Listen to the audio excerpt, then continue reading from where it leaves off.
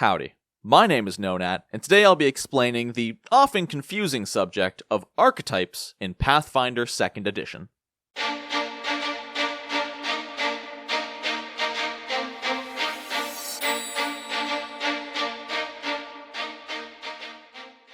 Archetypes are Pathfinder's version of multi-classing from other RPG systems. In other systems, when you level up, you can opt to take a level in a completely different class than your own.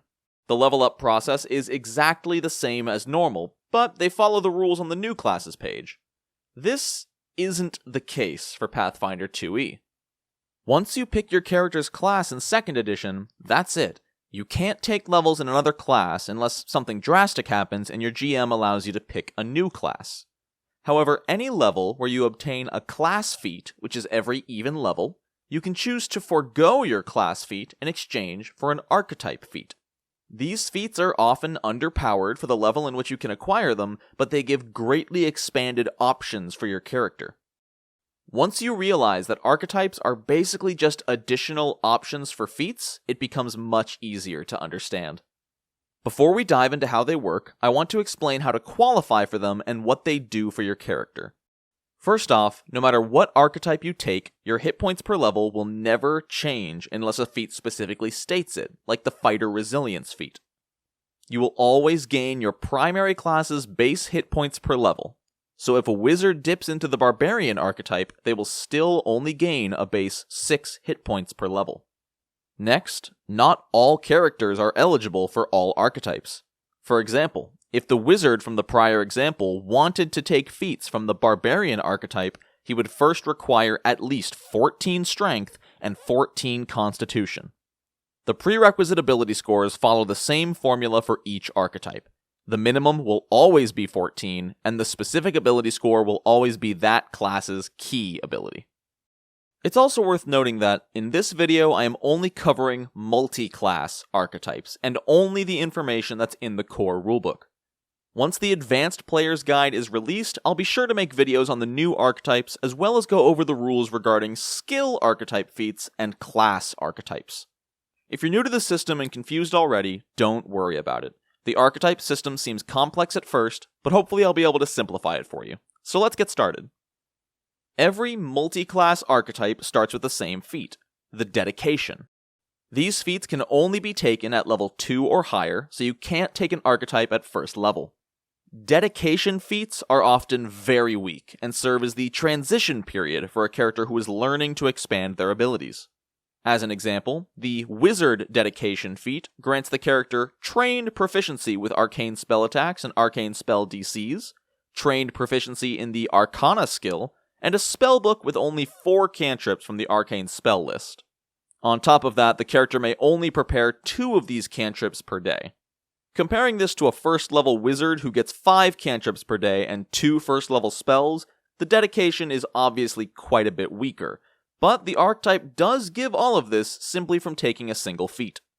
Now, to stop players from accruing ridiculous amounts of skills and features from taking multiple multi-class archetypes, characters are locked into an archetype until they take 3 feats from the one they have become dedicated to. So once you've picked the Wizard Dedication, you cannot add a second archetype until you pick 2 more feats from the Wizard archetype. Each multi-class archetype is based around giving the basic features of a class to a player character, but the more powerful and unique features are often not available through multi-class archetypes whatsoever. An example of this being the Barbarian's Raging Resistance. Even though a character can gain Rage and the Instinct ability through the archetype, Raging Resistance is never an option no matter how many feats you take from the archetype and can only be obtained by primary class Barbarians. Other than that, multi-class archetype feats work exactly like class feats. You must be the appropriate level and meet all of the prerequisites of the feat before you take it, but as long as you qualify to select them, the feats function just like your normal class feats and grant everything listed in their description. The final point I'd like to cover is spellcasting archetypes. All of the spellcasting archetypes, Bard, Cleric, Druid, Sorcerer, and Wizard, have some similar feats.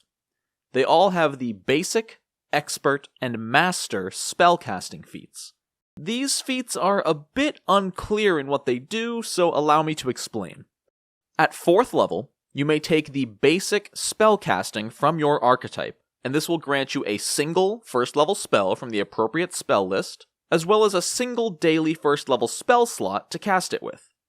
Upon reaching 6th level, you will automatically receive a 2nd level spell and a 2nd level spell slot without needing to take the feat again. The same applies to 3rd level spells at 8th level. Basic spellcasting will give no other benefits beyond 8th level, but expert spellcasting works the same way for 4th, 5th, and 6th level spells at levels 12, 14, and 16 respectively. Master spellcasting is more of the same, a 7th level spell at level 18, and an 8th level spell at 20th level. Expert and Master also increase your proficiency with spell attack rolls and spell DCs to Expert and Master respectively. It's important to know that these feats can be taken retroactively, so if you take basic spellcasting at any level higher than 8, you'll automatically gain a 1st, 2nd, and 3rd level spell all at once. And that's about it. Like I said earlier, there's a lot more to archetypes, skill archetype feats, class archetypes, but luckily for you new players, that content hasn't been released yet. Unless you're watching this after the Advanced Player's Guide came out, in which case that content is released, and I should hopefully have some videos on the subject. I'll be sure to get those out as soon as possible after the APG's release. Next week, I'll be releasing an archetype tier list video where I go a bit more in-depth about the various features each one provides.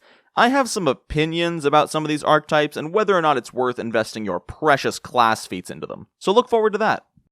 I hope I was able to simplify the multi-class archetype system for you. Let me know in the comments if you plan to make any characters using this system. I love hearing about what kind of characters you guys are going to be playing in your games. Remember to subscribe if you like what you saw, and ring the bell to know exactly when the next video goes live. And until next time, no nat ones.